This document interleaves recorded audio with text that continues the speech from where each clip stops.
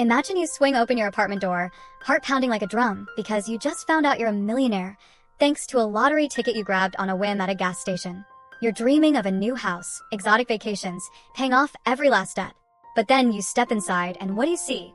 Your mom standing there, holding that $1 million check, tossing it into the kitchen trash can. Flames shoot up, smoke curling like some kind of curse.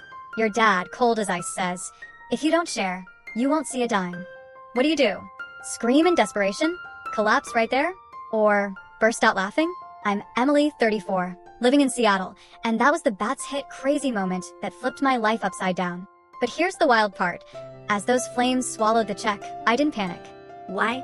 Because the secret I'm holding makes my family, those people who thought they had me beat, look like the biggest losers in this game. Ever wonder what happens when money turns your loved ones into enemies? When your parents, your sister, even your best friend are ready to stab you in the back over a number. This story isn't just about the $3 million I won. It's about what I lost and what I found when the whole world turned on me. This is family drama with a twist that'll leave your jaw on the floor.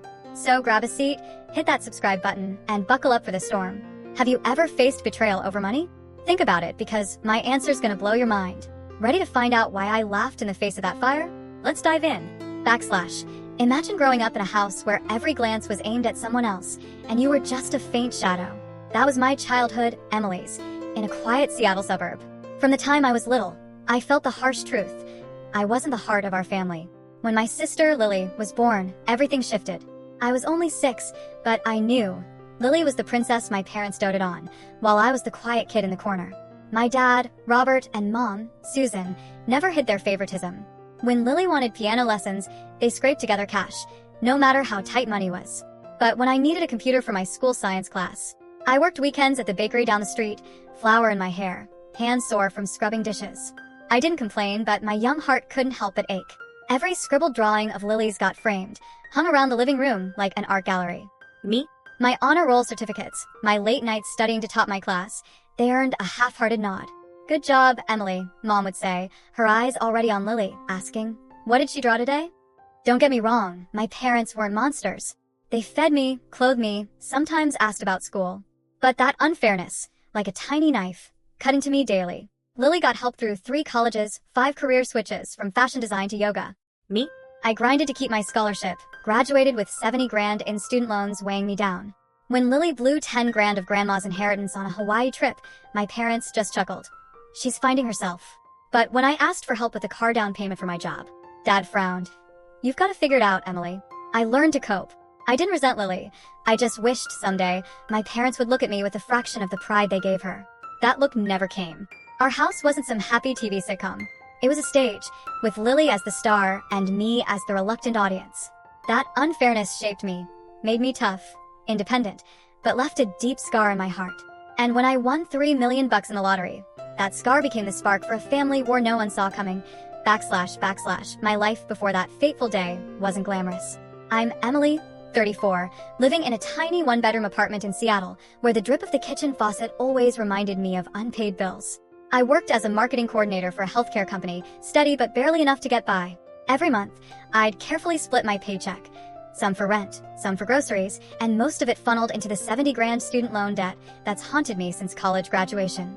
I didn't complain. I was proud of my independence. I built this life on my own, without leaning on anyone, especially my family, who always put my sister Lily first. I wasn't a big dreamer. I found joy in simple things, a home-cooked dinner, a good book, or a weekend walk along the lake near my place. But every time I opened my banking app, my stomach would not. I pinched every penny, always calculating what I could buy, or eat until payday. Play the lottery? Hardly ever. Maybe a few times a year when the jackpot got so big the whole city buzzed. But that day, something nudged me. I stopped at a gas station on my way home, exhausted after a long workday.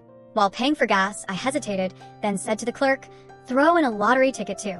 He grinned, handed me the flimsy slip. "Good luck," he said. I shrugged, smiled back. "Yeah, you never know." I stuffed the ticket in my wallet, not giving it another thought. That night, I sat on my couch, eating leftover spaghetti, scrolling my phone, nearly forgetting the ticket. How could I know that little piece of paper was about to rip my life apart, expose painful truths about my family, and throw me into a fight I wasn't ready for? I'm not greedy. I never dreamed of fancy cars or mansions. But I longed for a day when I could breathe without worrying about money, live without every choice feeling like a stressful math problem. That ticket, at the time, was just a spur-of-the-moment thing, a tiny spark of hope in an ordinary day. But it became the fuse, unlocking a door to $3 million and a family storm I couldn't have predicted. When I held that ticket in my hand, I thought, maybe this time's different. I didn't realize the difference wasn't just the money. It was how it exposed the deep cracks in my family, cracks I tried to ignore for years. That moment hit like a whirlwind, sweeping me into a dream I never dared to imagine. I'm Emily, and that night, I was slouched on my worn-out couch in my tiny Seattle apartment, a bowl of cold spaghetti on the table, eyes half glued to the TV. The news started buzzing about a $3 million jackpot, and I suddenly remembered the lottery ticket buried in my wallet. I chuckled to myself, thinking, probably a bust like always. But I got up, dug out the ticket, and started matching the numbers on the screen. The first number matched. I shrugged. Happens all the time. Second number matched. My heart picked up speed. Third, then fourth. I shot upright, hands shaking, breath catching. When the fifth number hit, I whispered, "No way." And then, the final number, the one that changed everything, flashed up, a perfect match with the flimsy ticket in my hand. I stopped breathing. $3 million. Me, Emily, the woman who counted every penny to make it through the month, was a millionaire. I sat there, stunned, staring at the ticket like it might vanish. I checked again, this time on my phone to make sure I wasn't wrong. Still good. I laughed, but it was a shaky, half-believing laugh. My hands trembled so hard I nearly dropped the ticket. I tucked it inside my copy of Little Women on the bookshelf, the safest spot I could think of. Then I called Sarah, the only friend I trusted. "Sarah, you gotta get over here," I said, voice cracking. "I'm not kidding. This is huge." Sarah showed up in 20 minutes, worry all over her face. I handed her the ticket and a scrap of paper with the winning numbers. "Check it." "I'm scared I'm dreaming." She looked, and her eyes went wide. "Holy crap, Emily, it's real. You just won $3 million. We hugged, screamed, laughed like kids, and danced around my living room. That night, I didn't sleep. My head was flooded with dreams. Paying off my 70 grand student loan, the weight I'd carried for a decade. Buying a little house with a garden where I could grow flowers. Donating to the public library, where I used to escape into books to forget my family's favoritism. Heck, I even pictured a trip to Hawaii just to taste what freedom felt like. But amid that wild joy, a tiny gut feeling crept in. Money can change everything, but not always the way you hope. I didn't yet know that this ticket wasn't just bringing wealth. It was the spark for a family war, where the people I loved would show their true colors. When I held that ticket, I thought I'd touched freedom. But I had no idea that real freedom lay in what I was about to learn from my own family. I thought long and hard before deciding to share the big news. I'm Emily, and despite my family always putting Lily first, they're still my blood. A naive part of me hoped this time would be different, that they'd be happy for me, look at me with the pride I'd always craved. So, I picked Sunday dinner at my parents' house in Seattle, a monthly tradition I kept up, even if sometimes just out of duty. Stepping into the old house, the smell of roast and the sound of Mom, Susan, bustling in the kitchen felt warm, if only for a moment. I helped chop veggies, heart racing, mentally rehearsing how to drop this bombshell. Mom glanced at me, frowning. "You're acting weird today, Emily. Trouble at work." I smiled, hiding my nerves. "There's something, but let's wait till everyone's here." Dad, Robert, came in, asking about the leaky pipe in my apartment, something I knew I'd soon leave behind for good. As we sat around the dining table, I took a deep breath, hands clenched under the table. "I've got news," I started, voice shaky. "Last week, something crazy happened. I won the lottery. A ticket. $3 million. The room went dead silent. Mom's eyes widened, Dad stopped chewing, staring like I'd told a bad joke. Then they both erupted, shouting congratulations, Mom even rushing around the table to hug me, a rare move in our family. "My God, Emily, unbelievable," she cheered. "Wait till Lily hears this." And just like that, in under a minute, my moment was handed off to my sister. The door swung open, and Lily breezed in, late as usual, with a dazzling smile and a half-hearted apology. Traffic was a nightmare. Y'all, my bad. What did I miss? Mom jumped in, voice giddy. "Emily won the lottery, Lily. $3 million. Lily turned to me, eyes sparkling, but something in her gaze chilled me. She hugged me, overly enthusiastic, and said, "Sis, that's amazing. We're gonna have so much fun with this money." The word "we" twisted my stomach. Before I could respond, Dad cut in. Perfect timing. "Lily, tell your sister what's going on." Lily played coy but quickly regained her charm. "No big deal, just my online boutique's a bit cash-strapped. But whatever, this is your moment." Mom interrupted. No, Lily needs help, Emily. With that money, you could easily save her business. I sat there, my plate gone cold, feeling like I'd been doused with ice water. Not one question about how I felt about my dreams. They just saw $3 million and how it could fix Lily's mess. I tried to stay calm. I haven't claimed it yet. There's a process, and I need to talk to a financial advisor first. But the looks from Mom, from Dad said it all. They thought I was selfish. The joy of my lottery win, the one moment I felt like the main character, was stolen in minutes. And I knew this was just the start of a family nightmare I wasn't ready for. / I thought the joy of winning the lottery would be a flicker of light in my life, but just minutes into that dinner, it was snuffed out. I'm Emily, and as I left my parents' house in Seattle that night, my heart was heavy. Their brief smiles of congratulations had turned into demands. They didn't see me, Emily, who just achieved the impossible. They only saw $3 million and how it could bail out Lily's failing online boutique. I drove home, tears falling silently, not from sadness, but from bitter disappointment. I'd hoped, just once, they'd be proud of me.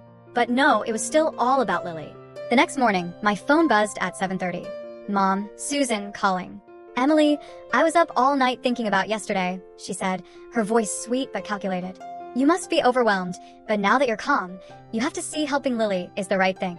That's what family does. I gripped the phone, fighting to stay composed. Mom, I'm getting ready for work. Can we talk later? But she pressed on. What's there to discuss? You have $3 million, Emily. Helping your sister is your duty. I hung up, heart pounding, feeling cornered. But that was just the start. At lunch, I checked my phone. 3 missed calls from Mom, 2 from Dad, Robert, and a text from Lily. Sis, I get you need time to process, she wrote, with a heart emoji. But when you're ready, I've got a spreadsheet with what I need to clear my debts and save the shop. Love you. I closed the message, feeling like the air had been sucked from my lungs. By evening, Dad left a voicemail, his tone stern. Emily, your mother's upset about your attitude. We raised you better than this. Call back now to discuss helping Lily. I didn't respond. Instead, I contacted a financial advisor recommended by the Lottery Commission. I needed someone to help protect this money, because clearly my family didn't care about my dreams, paying off my debts, buying a house, or just living without worry. They just wanted me to be Lily's bank. Every call, every text, was another stab at my faith in family. I started wondering, if I don't give them what they want, will they still see me as their daughter, their sister? The painful truth was, I'd known the answer for years, but wasn't ready to face it.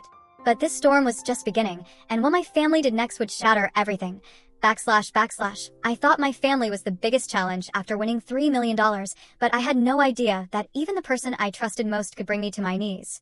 I'm Emily, and while I was trying to hold my ground against relentless calls and texts from my parents and Lily, another blow came from Sarah, my best friend of 10 years, the only one I shared my lottery joy with on that fateful night. Sarah, with her radiant smile and our history of weathering tough times together, was someone I thought would always have my back, no matter what. But money, it turns out, can reveal shadows I never saw. That day, I met Sarah at a small Seattle coffee shop, hoping for some comfort amid the family storm. We sat by the window, pale sunlight filtering through my latte. I told her about the pressure from my parents, how they demanded I fund Lily's failing boutique. Sarah listened, nodded, but something in her eyes unsettled me, a distant, calculating look. Then, as if she'd been waiting, she spoke, her voice soft but sharp. Hey Emily, with $3 million, you could do so much, right? I've been thinking, I've got this cosmetics startup idea. If you loan me 50 grand, I swear I'll pay it back with interest. I froze, my coffee cup suddenly heavy. 50 grand? From Sarah, who'd never asked me for a dime. I tried to stay calm, but my heart felt squeezed. Sarah, I haven't claimed the money yet, and I need time to plan. I can't promise anything now. She smiled, but it was a cold smile. Come on, Emily, 50 grand's nothing to you now. I'm your best friend. The word friend hit like an accusation. I stared at her, the woman who'd sat with me through nights of crying over debt, and wondered, is this the Sarah I know? What has money done to us? I shook my head, voice trembling. I'm sorry, Sarah, I can't. She shrugged, saying, fine, but you're missing a big opportunity. As I left the shop, my head spun. I wasn't just fighting my family, I was grappling with being used by someone I saw as a sister.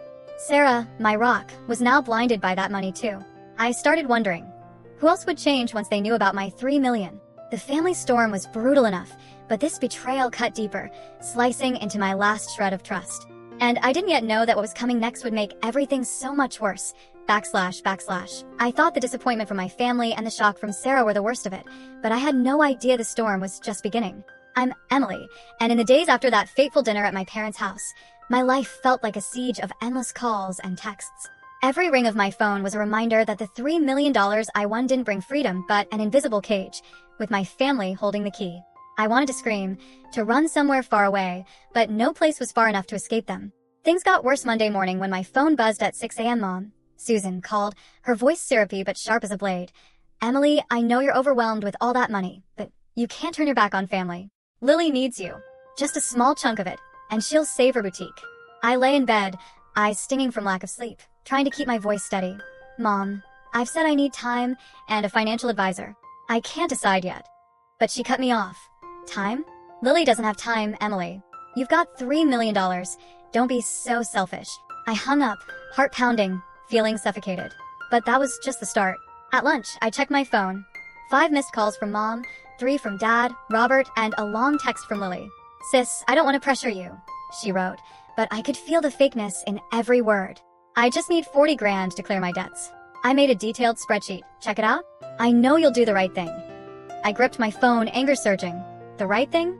The right thing was me living for myself, paying off my student loans, building the future I'd fought my whole life for. But my family didn't care. They just saw me as an ATM. By evening, Dad left a voicemail, his tone cold, almost threatening. Emily, you're breaking your mother's heart. We sacrificed so much for you, and now you're turning your back on Lily? Call back now, we need to sort this out. I didn't respond.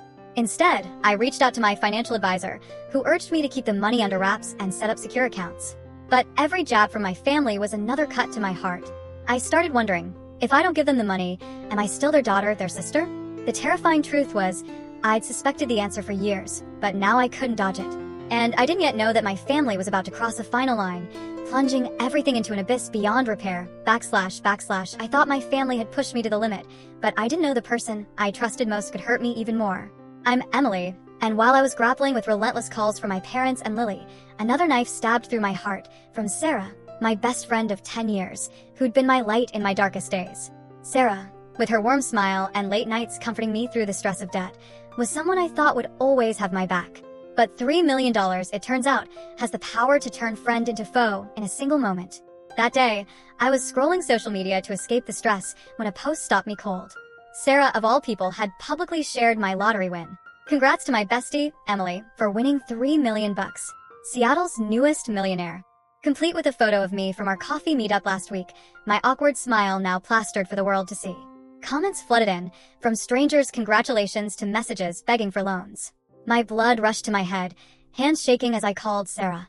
What the hell are you doing? I yelled into the phone. Why'd you post this without asking me? Sarah laughed, her tone so carefree it chilled me. Chill. Emily, I just wanted to brag about how awesome my best friend is. What's the big deal? Big deal? She just turned my life into a public circus. I tried to keep my voice steady, but anger surged like a wave. Sarah, I told you I wanted this private. You know how much pressure I'm under with my family. Why would you do this? She sighed, her tone now edged with ice. I thought you'd be happy people knew. You've got $3 million, Emily, why hide it? If you don't like it, I'll delete the post, okay? But there was no remorse in her voice. I hung up, my heart squeezed tight. This wasn't just a post. It was betrayal. Sarah, who'd held my hand through so many struggles, was now using my win to bask in attention, as if I were a prop for her spotlight. I sat in my dark apartment, staring at the city lights twinkling outside, feeling a loneliness I'd never known. My family had turned me into a bank, and now my best friend had made me a story for the world. I started wondering, who else would turn on me over this money? The joy of winning, which once had me dancing around my living room, now felt like a curse. And I didn't yet know that my family was about to do something far worse, an act that would shatter every last illusion I had about love and loyalty. / I thought I could handle the pressure from my family and Sarah's betrayal, but nothing prepared me for the moment I walked into my apartment and saw my world go up in flames. I'm Emily, and that day, I just wanted to grab some work documents from my Seattle apartment during lunch, thinking my family was busy and wouldn't bother me. But when I opened the door, a chill ran down my spine. Voices came from the living room, Mom, Susan, and Dad, Robert. They were here in my home, uninvited. My heart pounded, but anger overpowered fear. I stormed in, and the sight before me stopped me cold. Mom stood by the coffee table, holding the oversized lottery check, a keepsake from the ceremony. Flames roared in my old kitchen trash can, swallowing the check, black smoke curling like a curse. Dad stood nearby, face like stone, staring at me. "If you don't share, you won't see a dime," he said. Mom nodded, her voice hard. "Now you'll have to beg the commission for the money, and we can discuss a fair split." I stood there, stunned, unable to believe the people who raised me could do this, break into my home, burn what they thought was my future. The betrayal was a knife, slicing through what little family bond remained. I wanted to scream, to shove them out, but a strange feeling rose, not fear, but clarity. They'd crossed every line, exposing their true selves. I looked at the fire, then at them, and knew I had to stand firm. "You think that was the real check?" I asked, my voice eerily calm. Mom frowned, Dad's brow furrowed, clearly thrown. I went on. "You just burned a souvenir. The real money's safely wired." Just then, the door opened and Lily walked in, holding a fast food bag, feigning surprise. "Sis, you're here?" I looked at her, my pampered little sister, and realized she might have known their plan all along. Rage flared inside me, but I kept my voice steady. "All of you get out now, or I call the cops." Mom stammered, "Emily, we just want what's best for you." But I was done. They'd shattered my last shred of trust. As they left, I stood in my apartment, feeling like I'd lost my family, but found a new strength.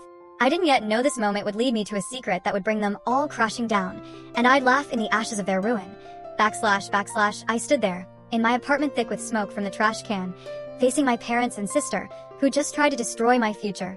I'm Emily, and in that moment, as the flames still licked the ceremonial check, a strange feeling rose in me, not pain, but liberation. Mom, Susan, clung to her smugness, saying, "Now you'll have to beg for the money, Emily, and we can share it fairly."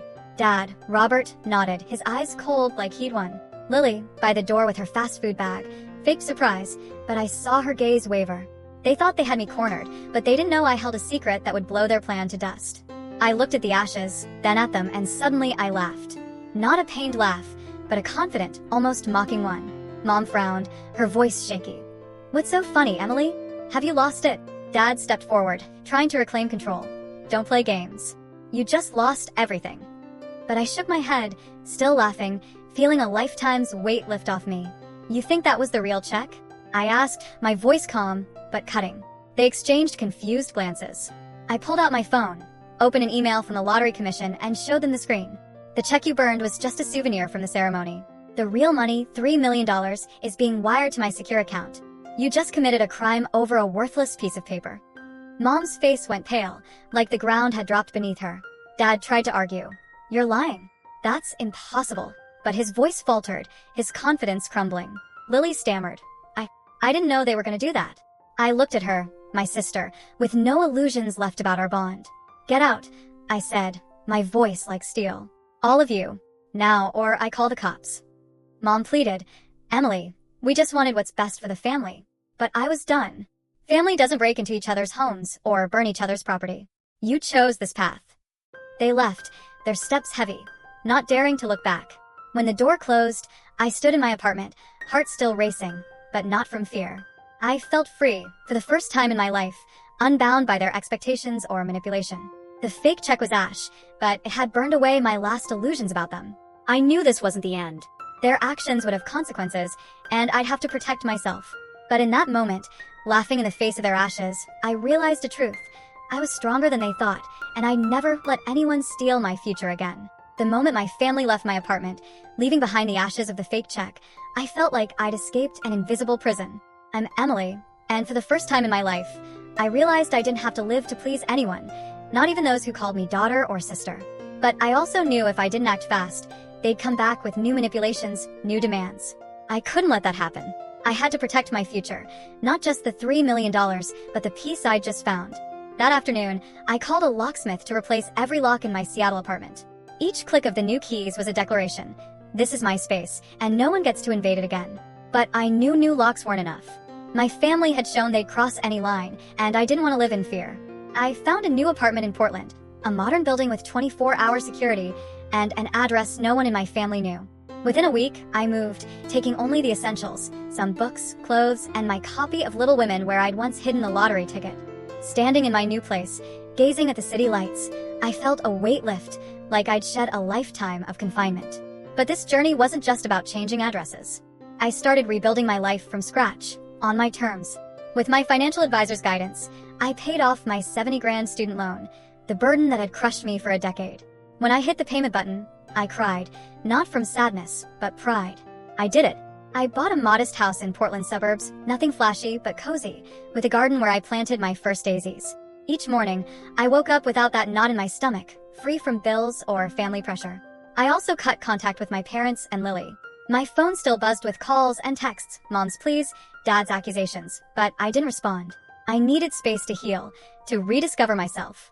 I only stayed in touch with Aunt Clara, the one family member who understood and supported me. She said, "Emily, you're doing the right thing. Don't let them drag you back." Her words were a cool breeze in the storm. But I knew this wasn't the end. What I found next, in an old box of belongings, would uncover deeper cracks in my family and explain why everything had shattered so completely. Moving to my new Portland apartment was the start of a healing journey, but I didn't expect the past to claw its way back. I'm Emily, and while unpacking old boxes, I stumbled across a faded cardboard carton filled with keepsake's mom, Susan, left behind from a previous move. Beneath yellowed family photos and chipped ceramics, I found an old leather-bound notebook, its pages filled with mom's handwritten words. It was her diary, from her youth, before Lily and I were born. I hesitated, feeling like I was trespassing on something forbidden, but curiosity won. What I read changed how I saw my family forever. The diary detailed mom's childhood in a small town, growing up in the shadow of her younger brother, my Uncle Henry. She wrote about how Grandma favored Henry, giving him every opportunity, college scholarships, family trips, while Mom worked part-time from age 15 to afford school books. Mom said I had to step aside for him, because boys matter more, she wrote, her shaky handwriting carrying the pain. She described being compared, overlooked, and never feeling good enough. One passage broke me. "I swear I'll never let my kids feel like me, invisible, unloved." But Mom did the opposite. She'd repeated that same cycle with me and Lily. I sat on my apartment floor, diary in hand, tears falling silently. I didn't forgive Mom. She chose to favor Lily, neglect me, even broke into my home to burn that fake check. But for the first time, I understood. Mom wasn't trying to hurt me. She was reliving her past, unconsciously casting Lily as Henry and me as her. The favoritism wasn't about loving Lily more, it was about her not knowing how to love fairly. The diary was a mirror, reflecting the deep cracks in our family, wounds that stretched across generations. But this understanding didn't erase the pain.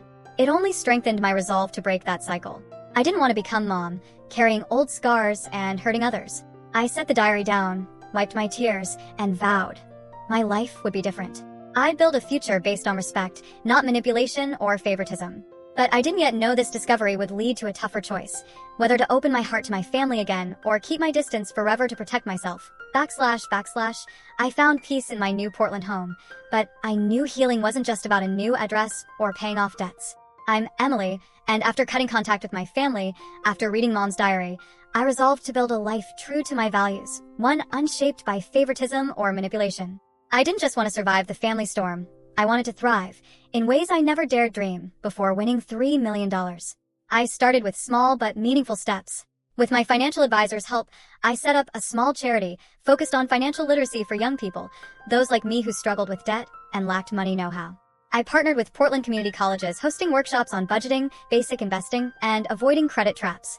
Seeing the spark in those kids' eyes as they realized they could control their financial future brought me a deep joy, like I was passing on what I'd craved in my youth. One girl told me, "Ms. Emily, because of you, I know how to save for college. I won't end up like my parents, drowning in debt." Her words choked me up because I knew I was breaking the financial cycles my family had been trapped in. I also found joy in new hobbies. I signed up for a painting class, something I'd always wanted to try, but never had the time or money for. Afternoons at the easel, blending colors on canvas, felt like rediscovering myself. I wasn't the girl living to please family or stressing over bills anymore. I was Emily, a free, creative, hopeful woman. I even made a friend, Mia, from the class, whose witty stories always made me laugh. We planned a Hawaii trip for the summer, not to show off, but to truly live. I stayed in touch with Aunt Clara, who remained my light in dark days. She updated me that my parents and Lily still tried to reach out, but I wasn't ready to face them. I needed time to heal the scars they left. But I also knew this journey wasn't just about me. Pressure from relatives, urging me to forgive for family's sake, was growing, and I'd soon face a tough choice: hold my boundaries or open my heart, even just a crack, to reclaim what was lost. I'd started finding joy in my new life in Portland, but the shadows of my past weren't so easy to shake. I'm Emily, and though I'd cut contact with my parents and Lily, I didn't expect the pressure from my extended family to crash like waves against the boundaries I'd built. Relatives, who barely called when I was drowning in debt, suddenly became messengers of family loyalty, urging me to forgive and return to the fold, as if my parents' break-in and burning of the fake check were just a minor misunderstanding. But I knew the truth, and I wasn't ready to let them drag me back into that manipulative spiral. It started when my phone buzzed with an unfamiliar number. It was Aunt Linda, Mom's sister, who I'd only seen at a few family gatherings. "Emily, I heard about everything," she said, her voice syrupy, but laced with intent. "You can't just cut off your parents like that. They messed up, but they're family. Family forgives." I gripped the phone, keeping my tone steady. "Aunt Linda, I appreciate the advice, but I need time to process what happened." She didn't let up. "Don't be stubborn, Emily. You've got $3 million, sharing a little won't hurt, will it? Don't let money ruin family." I hung up, heart pounding, feeling judged for daring to protect myself. Then the text rolled in from cousins, distant uncles. "Emily, why are you making this a big deal? Your parents just wanted to help Lily. You can't be that selfish." Each word was a needle, pricking my resolve, making me wonder, am I wrong for setting boundaries? But Aunt Clara, the only one who got me, called and cleared the fog. "Emily, don't let them sway you," she said. "I just heard your mom telling everyone you betrayed the family. But here's the truth. Your parents just mortgaged their house to cover 40 grand in debts for Lily's boutique." I was floored.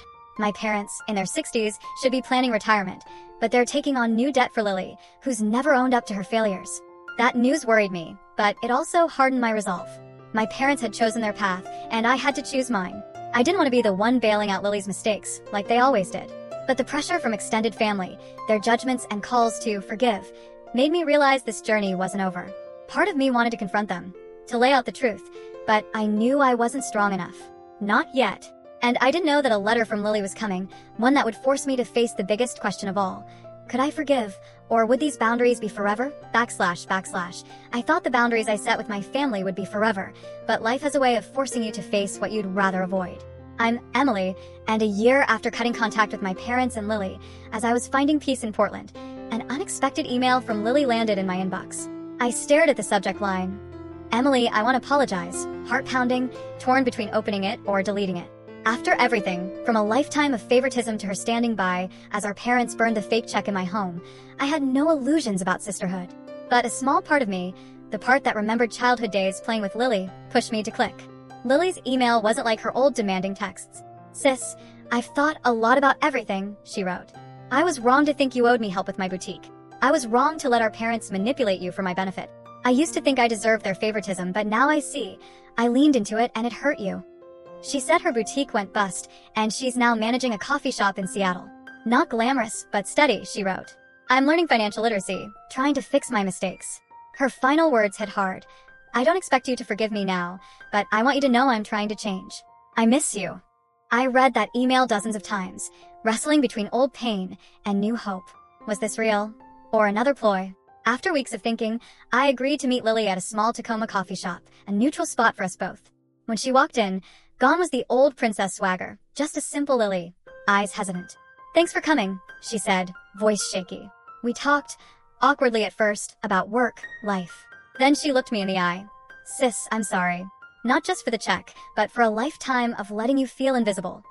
Her apology, sincere and free of demands, touched my deepest scar. I didn't hug her or say, "I forgive you," but I nodded. "I see you're trying, Lily.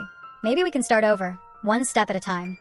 As I left the shop, I felt lighter, not because everything was fixed, but because I saw a glimmer of hope. But I also knew reconciling with Lily was just the first step, and the road ahead held bigger challenges, especially deciding whether to open my heart to our parents. I stood on the balcony of my new Portland home, watching the sunset paint the sky in blazing orange streaks, feeling like the whole world was breathing with me. I'm Emily, and a year after winning $3 million, after a family storm shattered every illusion of loyalty, I found something more precious than money, the freedom to be myself. That money let me pay off debts, buy a house, and start a charity, but the greatest gift wasn't the number in my bank account. It was the clarity about my worth and the courage to defend it, even if it meant setting boundaries with the people I once loved most. This journey wasn't easy. Some nights, I lay awake, wondering if I was too harsh cutting off my parents, or if I could forgive without losing myself. Some days, I missed the Lily of our childhood, the little girl who held my hand running through grassy fields, and wondered if sisterhood could be salvaged.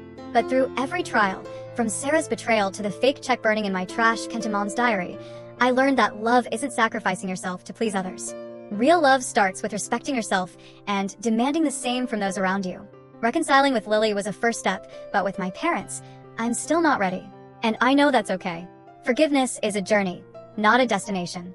If you're hearing this story and you've struggled to set boundaries with family, friends, or anyone who's made you feel invisible, I want you to know, you deserve respect. You're not selfish for protecting your dreams, your values, or your peace. Take small steps, like I did, and trust you have the strength to rewrite your story. I did it, and you can too. Share your journey in the comments. How have you set boundaries? What gave you the courage? Hit the like button if my story resonates, and don't forget to subscribe for more real stories and life lessons.